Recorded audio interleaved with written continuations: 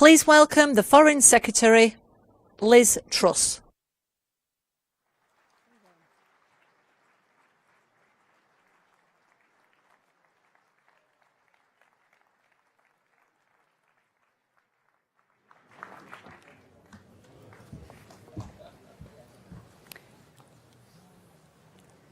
Conference.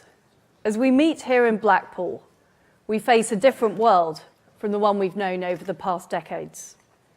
Putin's illegal, unprovoked invasion of Ukraine has shattered the notion that freedom is free. It's shattered our post-Cold War complacency, and it's shattered our collective security. I'm proud that in this moment of peril, the Prime Minister and this Conservative government have stepped up to lead.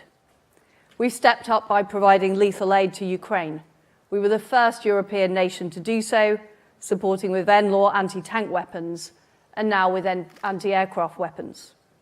We've stepped up by leading the global effort on sanctions, hitting banks and oligarchs, targeting mansions, yachts and aircraft, cutting Russia out of SWIFT, and leading the calls for Nord Stream 2 to be cancelled. Our sanctions are crippling the Russian economy that funds Putin's war machine. And we've stepped up our leadership on humanitarian aid. We're the second largest aid donor, providing everything from generators to blankets to food.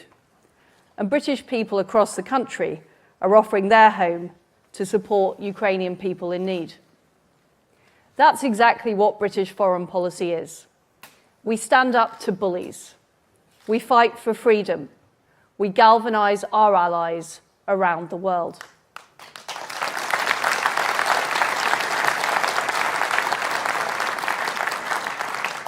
As Conservatives, we have a deep responsibility to protect our historic liberties and our democracy. We have a history of standing up to dictators. We're proud that it was a Conservative government that helped end the Cold War and bring down the Berlin Wall. We signed the Budapest Memorandum in 1994, protecting Ukraine's sovereignty. We cannot stand by and see these precious freedoms eroded and the clock turned back to the horrific oppression of the Soviet era. We cannot and we will not rest until Ukraine's sovereignty is restored.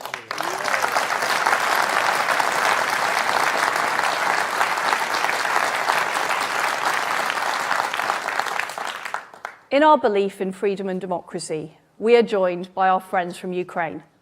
We've been inspired by the incredible leadership of President Zelensky and the bravery of the Ukrainian people.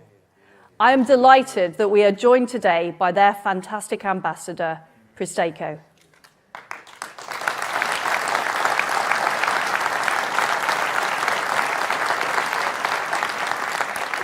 Ambassador, your country and your president have the admiration and respect of everyone here in Britain.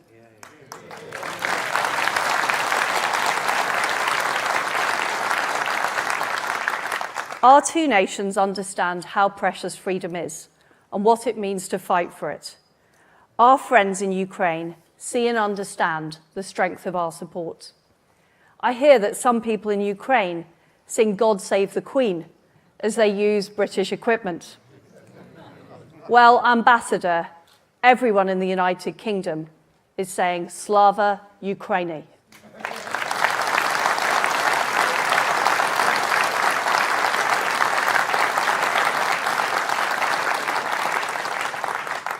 Our foreign policy is about standing up for freedom and democracy and Britain's national interest.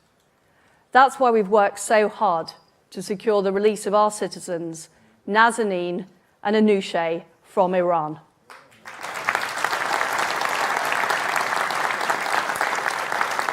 I was delighted to welcome them back home to Britain in the early hours of Thursday morning. And it's also why we're determined to fix the Northern Ireland Protocol and restore the balance of the Belfast Good Friday Agreement.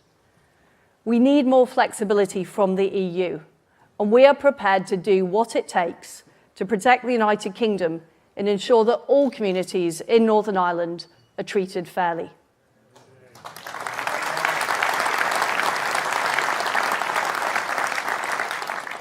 Now is the time conference to value what we have. This crisis has shown the strength of the free world. It's shown the strength of democratic, free societies acting decisively in unison. They are more powerful and more determined. Contrast the motivated Ukrainian freedom fighters with Putin's demoralized, misled soldiers. Contrast the decisive, crippling sanctions imposed by the G7, from the United Kingdom to Japan to the EU and the US, with the weak Russian economy and the scant support they are getting internationally. Contrast the spontaneous outburst of solidarity with Ukraine spreading across the world with the tired lies emanating from Putin's propaganda machine. When we are free to speak out, when we can choose our own government, when we control our own money, it makes our nations stronger.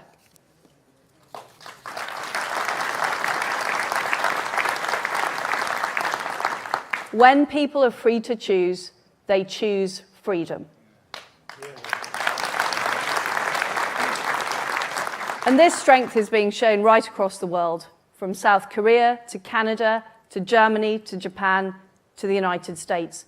And that is what we as Conservatives stand for. This is what is important. This is what matters. We have to be proud of our country and our long-standing commitment to freedom and democracy. Now is the time to end the culture of self-doubt, the constant self-questioning and introspection, the ludicrous debates about languages, statues and pronouns. Our history, warts and all, is what makes us what we are today.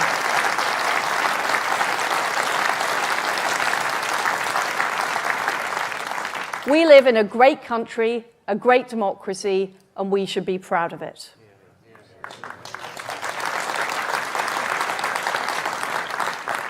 When we're facing a tyrant like Vladimir Putin, the only thing he understands is strength. We need to stand up for our societies, and we must never let our guard down again. Our new trade and security deals are with our allies, not our opponents. That's why AUKUS is so important, helping our Australian friends acquire the nuclear submarines they need to defend their territory.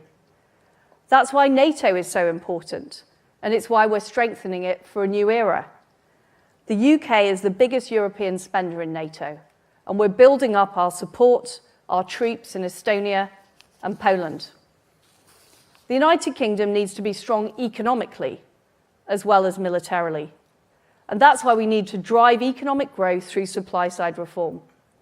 We're using our Brexit freedoms to strike new trade deals, slash red tape, and create new free ports.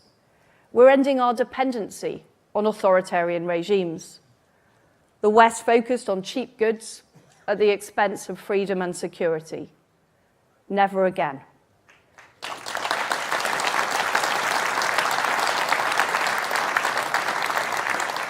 We're banning Russian oil from our markets. We've ripped Huawei out of our phone networks, and we have new vigilance on our critical supply chains.